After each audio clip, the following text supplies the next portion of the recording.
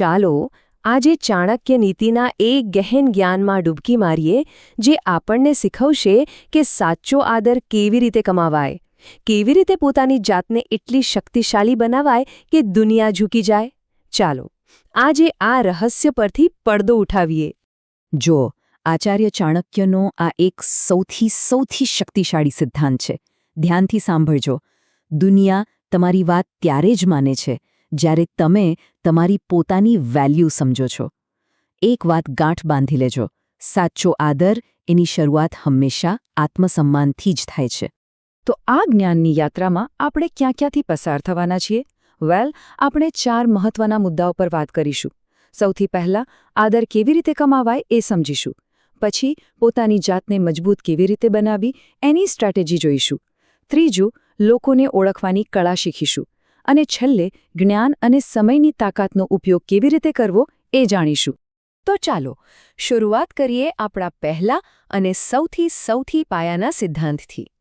એક વાત સમજી લો, આદર ક્યારેય માંગવાથી નથી મળતો, એ તો કમાવવો પડે છે. અને આ જ તમારા પ્રભાવનો મજબૂત પાયો બનશે. હંમેશા એક વાત મગજમાં રાખજો, લોકો તમારી વાતો પર ક્યારેય ધ્યાન નહીં આપે. એ લોકો ધ્યાન આપશે તમારા રિઝલ્ટ્સ પર. તમારા શબ્દો નહીં પણ તમારા કામ. તમારું પરિણામ જ આખી દુનિયાની બોલતી બંધ કરી દેશે. યાદ રાખજો, આદર એ કોઈ ભેટ નથી, એ એક પુરસ્કાર છે જે કર્મોથી કમાવવો પડે છે. ઓકે, તો હવે વાત કરીએ આપણા બીજા પગલાંની. શું છે એ?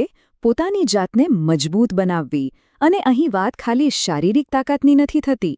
ના, અહીં વાત છે માનસિક અને વ્યૂહાત્મક શક્તિની, દિમાગની તાકાતની. ચાણક્ય આને સમજાવવા માટે એક જોરદાર ઉદાહરણ આપે છે. જરા વિચારો, જંગલમાં સૌથી પહેલાં કયા ઝાડ કપાય છે? સીધા ઝાડ, બરાબર ને? જ્યારે વાંકાચૂકા વૃક્ષો? એ તો બચી જાય છે.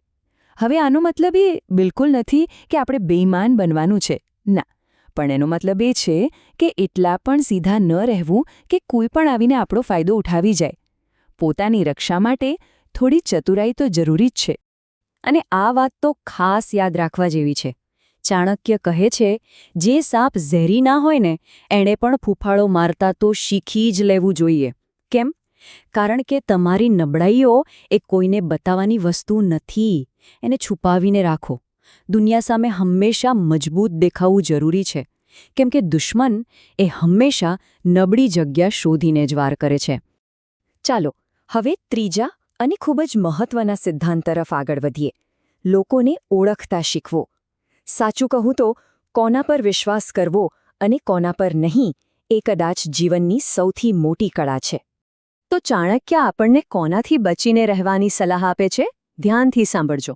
પહેલો, જેની પાસે હથિયાર હોય. બીજો, જે આદતથી જૂઠું બોલતો હોય.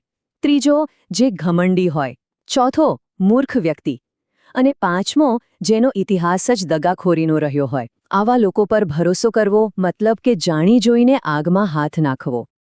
આપણે દૂર જવાની જરૂર જ નથી. ઇતિહાસ આપણી સામે છે.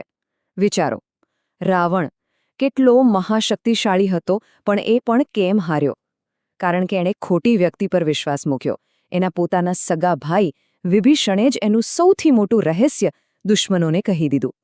આના પરથી એક વાત સમજી લો, તમારો વિશ્વાસ એ તમારી સૌથી મોટી સંપત્તિ છે. એને એમ જ કોઈના પર લૂંટાવી ન દેતા. અને હવે આપણે આવી ગયા છીએ આપણા છેલ્લા અને સૌથી પાવરફુલ સેક્શન પર. જ્ઞાન અને સમયની શક્તિ. આ એ 2 હથિયાર છે જે તમારા ગ્રોથને એક નવી જ ઉડાન આપશે. ચાણક્ય એકદમ સ્પષ્ટ કહે છે કે 3 બાબતોમાં ક્યારેય શરમ ન રાખવી, કેમ કે આ શરમ જ પ્રગતિનો સૌથી મોટો દુશ્મન છે. કઈ 3 બાબતો? પહેલું, જ્ઞાન મેળવવામાં. ભલે ને કોઈ નાના માણસ પાસેથી શીખવા મળે, શીખી લેવાનું. બીજું, જ્યારે જરૂર પડે ત્યારે મદદ માંગવામાં કોઈ નાનપ નથી. અને ત્રીજું, પોતાના હકના પૈસા માંગવામાં કે ભોજન લેવામાં ક્યારેય શરમાવું નહીં.